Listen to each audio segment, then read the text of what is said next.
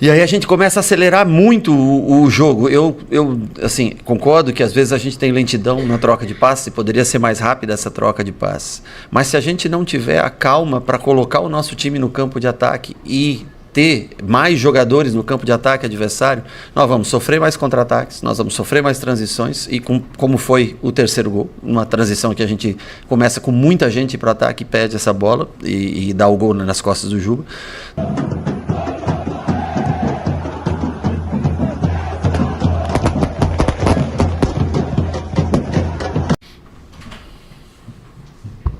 Pessoal, boa noite, celular no silencioso, por favor, tá?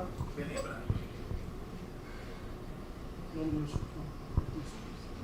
Rogério Ceni, boa noite. Nos últimos 10 jogos, apenas 2 vitórias, 7 derrotas, um empate.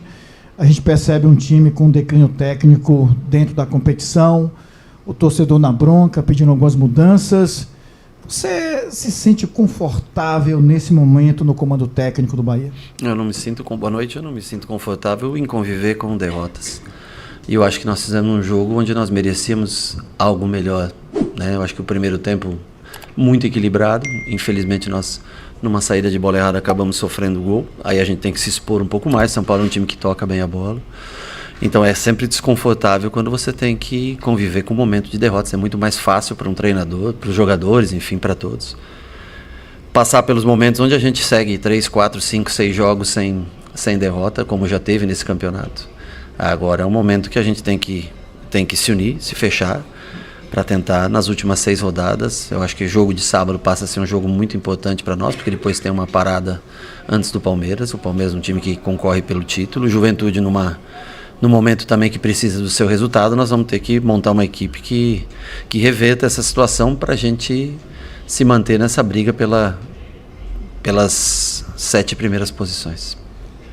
Rogério, eu observei no jogo de hoje, não obstante a falha do Marcos Felipe, mas uma falha numa cobertura no lateral e termina acontecendo o segundo gol da equipe do São Paulo. E o terceiro gol, praticamente o jogo já estava definido, mas existia uma falha também, na minha opinião, do Lúcio, que ele teve o gol à sua frente e ele deu um drible, puxar para bater no gol.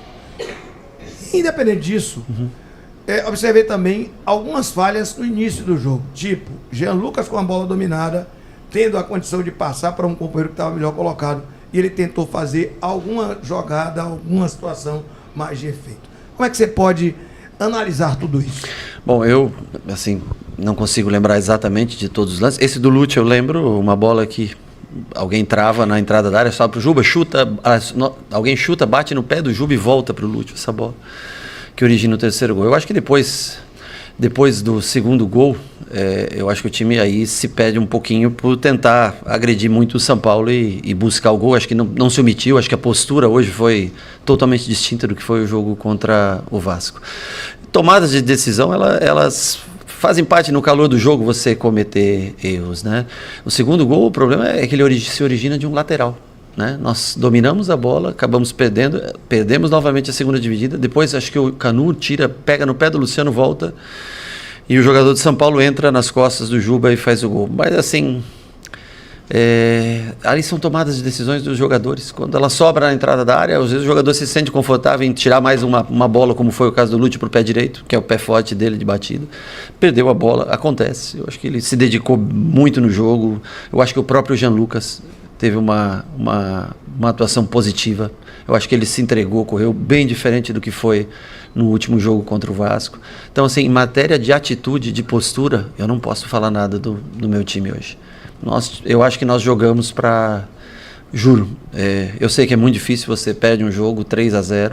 Eu acho que um gol vai sendo consequência de você tentar cada vez mais pressionar o adversário, e quando o adversário é muito qualificado, se você erra um pouquinho a pressão, você acaba sofrendo mais chances.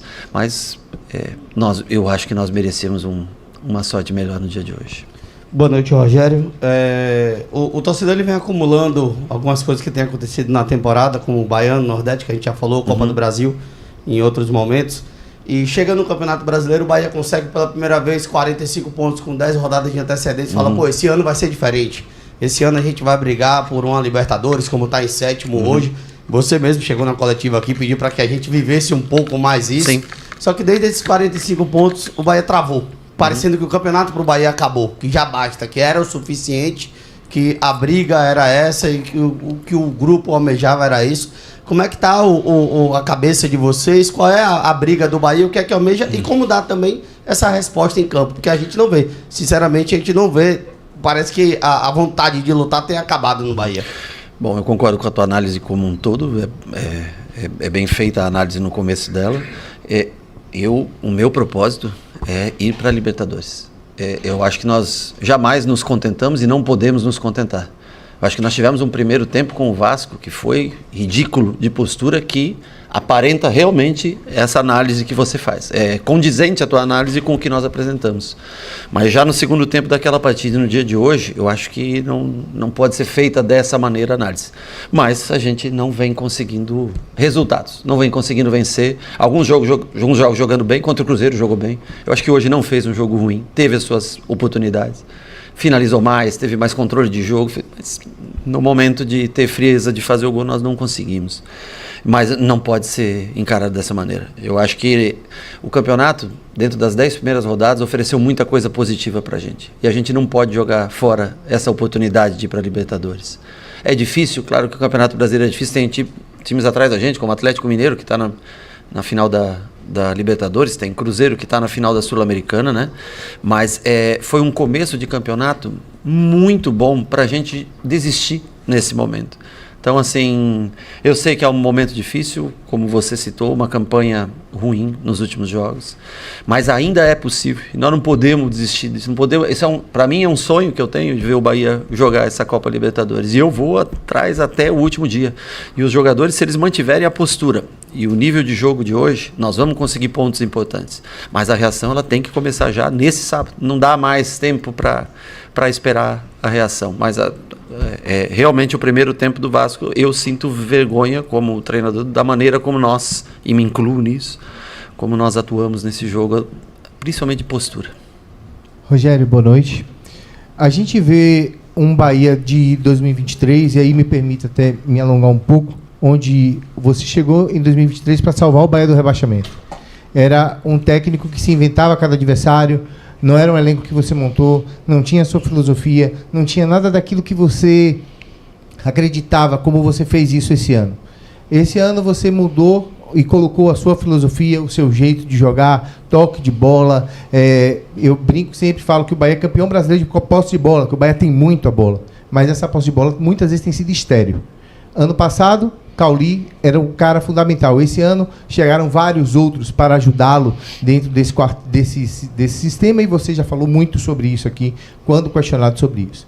Hoje, Cauli e Jean Lucas vivem, ao meu ver, tá? É uma opinião minha, Sim, um momento muito abaixo do esperado. Por que esses jogadores não têm um refrigério de sair do time e entrar outros jogadores que possam fazer essa função? E aí, sinceramente, eu não vejo no elenco posições ou jogadores que possam fazer, talvez um Acevedo, um Iago, ou um Lúcio na frente, para poder mudar um pouco o jeito de jogar da equipe. Hoje você mudou o time. O time hoje agrediu, tentou, lutou, mas quando tomou o gol, morreu. O time sentiu o gol absurdamente. E tanto que no segundo tempo não teve o ímpeto de atacar. O que passa na tua cabeça? E me perdoe a você a pergunta longa e muito mais em tom de desabafo. O que passa na tua cabeça para poder fazer esse time ser o time que encantou todo mundo desde o começo do ano?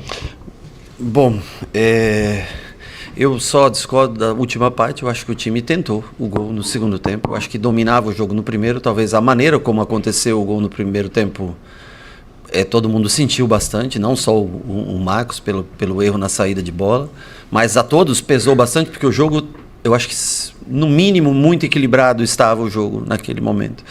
E quando você toma o gol, você tem que, para ter a bola mais rápido, você tem que pressionar mais. Se você pressionar mais um pouco errado, o São Paulo ele consegue sair jogando. O Cauli hoje jogou numa posição um pouco diferente, nós demos um pouco mais de velocidade com o Ademir.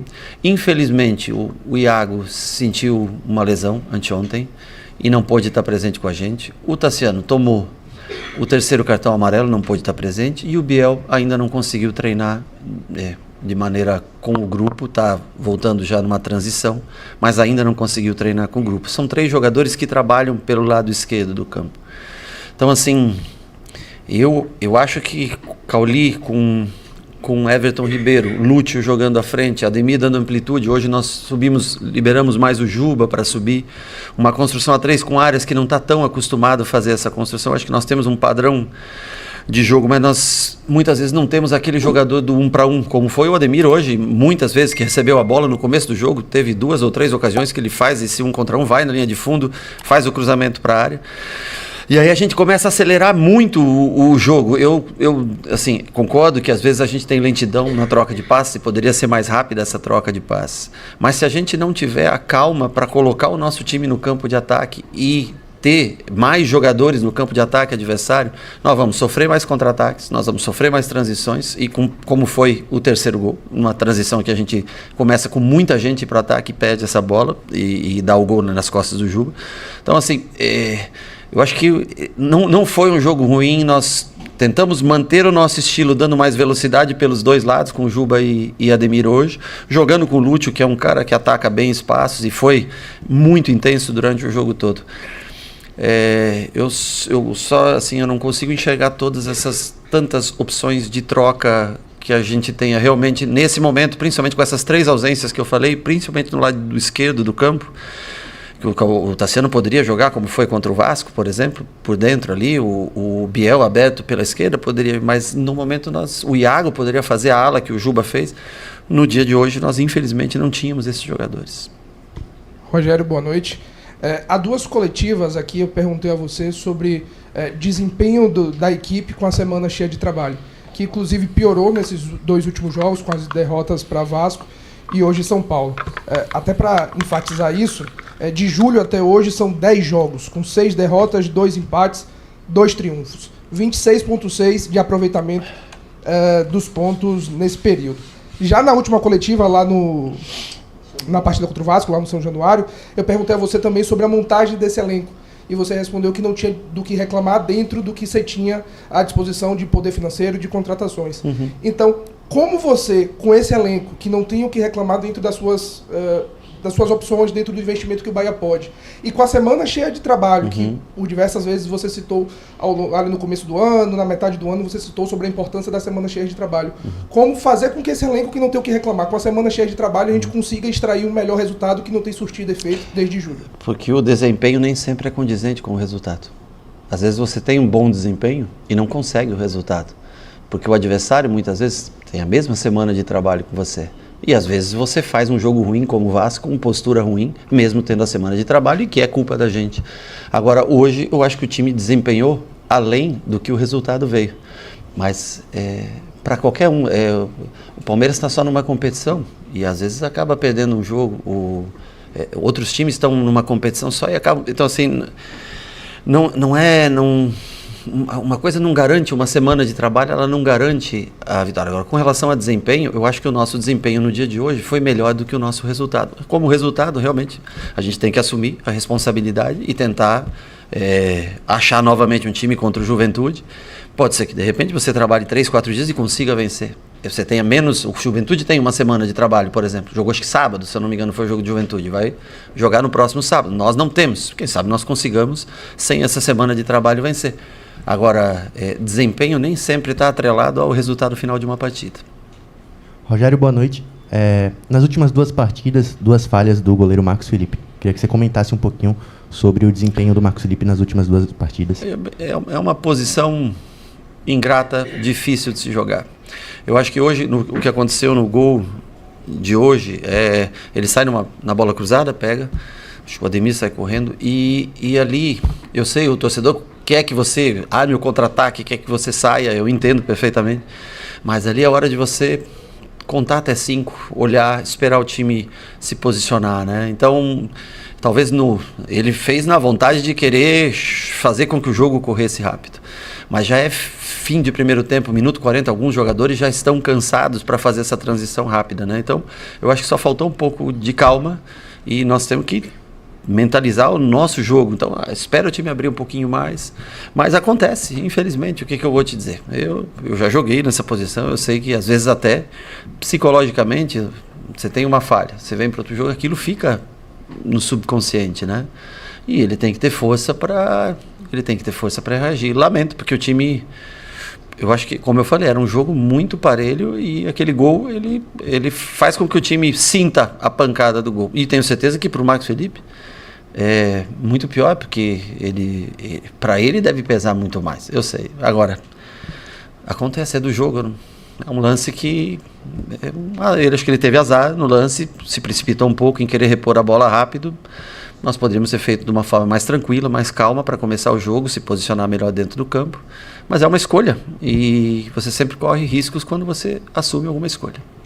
Rogério, boa noite. Diante da avaliação em relação à temporada, em relação a esse momento de oscilação do Bahia, eu queria que você comentasse um pouco do fator decisivo em relação à parte do atleta. Decisão em finalização, em tomada de decisão. E em comparação com todas as competições que o Bahia disputou esse ano, acho que talvez esse teor de algo a mais que faltou em relação à decisão, em relação a esse tópico. Você acha que isso pesa nesse momento do Bahia? Porque em comparação com as finalizações do São Paulo, né, se não me engano foram 4 e 3 gols e o Bahia mais de 10, enfim. Eu acho que talvez isso tenha pesado. Você concorda com essa avaliação? Eu acho que sim, eu acho que a qualidade da finalização, enfim, né? Eu acho que nós tivemos muitas, mas tivemos chances, eu acho que de todas as maneiras para marcar de cabeça.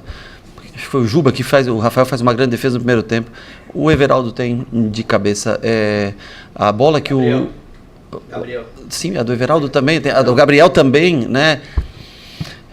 Aí com o pé nós tivemos vários chutes, gente.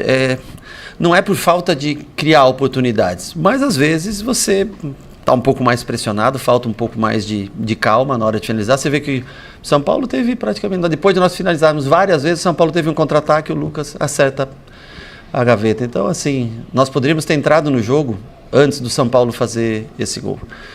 Então, assim, eu sei que é muito difícil, eu sei que é um momento que a gente olha só para o resultado e começa a duvidar, né? Mas a única coisa que eu peço é que a gente esteja junto até o final do ano, que a gente esteja junto nos próximos 6 jogos, que, como você citou, não pode ser, para um time do tamanho do Bahia, a gente não pode nunca pensar em fazer 45, 46, não sei, e achar que jamais isso é suficiente. Nós temos que buscar os 56, 57 pontos, tentar essa vaga, seja na 7ª, seja na 6ª, na 8ª posição, no que for.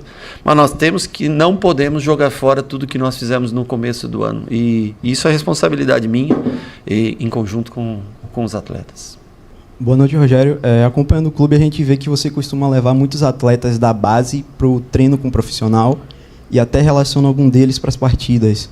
Eu queria saber de você, vendo como eles treinam, como é o dia a dia com esses meninos da base, como que eles podem ficar prontos para começar a entrar nos jogos? Hoje eu quase coloquei o Thiago no jogo. Eu pensei em colocar, eu trouxe porque justamente não tínhamos o Biel. E eu ia tirar o Lúcio na parte final do jogo para colocar, mas eu achei o Lúcio relativamente bem fisicamente, combateu bastante, marcou bem no meio, atacou, chegou com possibilidades. Não usei. Ele e o Juan Pablo têm treinado mais com a gente nesses últimos dias. Eu acho que, por exemplo, o Juan Pablo é um garoto de 16 para 17 anos. A gente sempre tem como exemplo o Estevam do Palmeiras, que tem 17 anos, está jogando, né? Eu acho que falta um pouco ainda para a gente um nível de competitividade, um nível de competição maior em categorias de base para que a gente se sobressaia.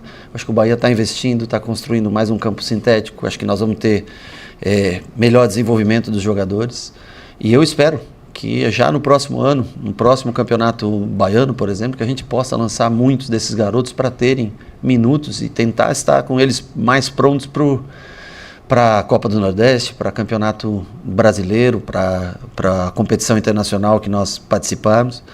Esse é o intuito, esse é o objetivo, mas eu acho que ainda falta um pouco para que esses jogadores... O Thiago poderia ter entrado, repito hoje, e entrar aberto pela esquerda, trazendo o Ratão pela direita, botando o Everaldo centralizado, mas achei que o Lúcio ainda tinha energia até o final, estava vivo no jogo e preferi deixá-lo, mas poderia ter entrado com o Thiago hoje na parte final do jogo. Rogério, boa noite. No primeiro turno, ou a primeira parte de Brasileiro avassaladora. Significa dizer que aquele início de Brasileiro, aquele recorte de Brasileiro, foi além do que de fato a equipe poderia produzir, foi além do que de fato ela poderia alcançar e passou para todos a falsa impressão de que poderia estar mais longe. E o Bahia está no seu limite, é o seu limite técnico de capacidade do elenco e de capacidade sua de fazer esse elenco render? Bom, eu acho que os resultados da primeira parte do campeonato talvez foram até maiores do que a gente jogava bem, mas conseguimos resultados. Botafogo, nós passamos por situações difíceis contra o Botafogo naquele 2-1, mas nós conseguimos pontuações que até o jogo do Flamengo nós jogávamos pela liderança do campeonato. Eu não lembro exatamente em que rodada era, nona, décima primeira, por aí, eu não sei. E acho que hoje a gente não tem produzido, estamos produzindo abaixo do que a gente, acho que naquele momento nós passamos do nosso limite muitas vezes e tivemos resultados às vezes até maiores do que e hoje nós não, em determinados jogos nós jogamos um futebol onde o resultado está abaixo do que a gente consegue apresentar. Então, assim, eu não vou dizer que nós conseguimos resultados acima do que nós podíamos, mas eu acho que as coisas fluíram para resultados equilibrados penderem a nosso favor. Hoje, nesse momento, às vezes nós fazemos jogos equilibrados e esses resultados caem contrários a gente. Eu acho que... mas nós temos que continuar trabalhando. Eu falo, se a gente jogar criando oportunidades como hoje, jogando de igual para igual contra... Eu acho que em determinado momento, as bolas que hoje o Rafael defendeu, que saíram ao lado da trave, se a gente mantiver essa produção, nós temos chance de ganhar outros jogos. Agora, se jogar como jogou contra o Vasco, com aquela postura, aí fica difícil. Aí parece que está com a barriga cheia e que não quer mais nada. Mas na postura de hoje, eu acho que a tendência é que a gente consiga, mesmo tendo jogos difíceis, como é o Palmeiras, por exemplo, próximo jogo em casa, né? O Juventude precisando de resultado. Mas se a gente mantiver esse nível de finalização, de finalizar 20, 25 vezes num jogo, uma hora a bola tem que entrar e você tem que contar um pouco mais com a sorte no resultado final. Boa noite, Rogério. No primeiro turno, o Bahia termina em sétimo também, com 31 pontos. Agora mantém a mesma posição, não perdeu posições, né? E se fala muito sobre perder a classificação. E no primeiro turno o clima era completamente diferente na mesma colocação. Então eu queria entender de você a que você atribui, né? A gente sabe que o desempenho, o resultado, como você falou, são 15 pontos apenas no segundo turno, muito aquém, na verdade, do que o Bahia poderia, mas se mantém na mesma colocação. E por que agora existe essa conversa da classificação para a Libertadores estar ameaçada? E, paralelo a isso, né, o comportamento da torcida também mudou bastante. Eu aproveito para perguntar sobre o acontecido de ontem, né, como você pessoalmente lida com isso, que foi, enfim, uma cobrança um pouco fora do tom, e de que forma impacta isso psicologicamente para vocês? Não, eu lamento o episódio e não vou tecer comentários sobre o episódio em si.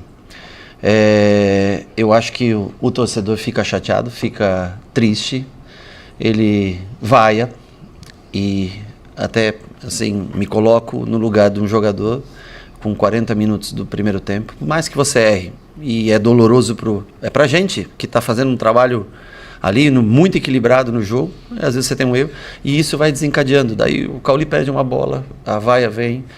Eu acho que é de direito do torcedor, ele paga o ingresso, vem, ele quer ver seu time vencer, e quando não vence ele se frustra, assim como a gente se frustra, porque eu sei que o trabalho, nesse momento, ele está dando resultados inferiores ao que a gente vem trabalhando no dia a dia. Assim como o Barão citou, dos resultados superiores até do que a gente esperava no começo, pelo que a gente produzia, hoje eles estão inferiores. Mas, poxa, vaiar, xingar, eu entendo tudo isso, mas durante o jogo eu só queria que, assim, de coração, eu lamento muito, porque eu gostaria que o torcedor estivesse feliz, estivesse ovacionando todos nós. Nós não produzimos resultados suficientes para isso, nós estamos devendo resultados. Agora, essa vaia ela não vai, os jogadores sentem. Eu sei que o torcedor fica magoado e vai dizer, poxa, mas não me entregaram resultado nenhum e eu tenho A única coisa que eu digo é que durante o jogo, se você começar a vaiar um Cauli, um Jean Lucas, qualquer jogador que seja, independente, por exemplo, da tua análise, que eu acho que é completamente aceitável, a queda de rendimento muitas vezes, mas ela não vai favorecer a gente, ela não vai fazer com que o jogador execute melhor os movimentos sendo vaiado naquele momento. Eu compreendo, é de direito, não vem o resultado, é de direito, mas eu só pediria porque o jogador ele acaba sentindo bastante durante o jogo, né? E tudo que a gente não precisa nesse momento, já temos as nossas dificuldades, os nossos problemas, os nossos erros, nós precisamos realmente da presença do torcedor e tentando incentivar o máximo possível para que nas últimas rodadas a gente consiga, nós temos bons jogos em casa e para tentar fazer a pontuação necessária para classificar para essa pré-Libertadores.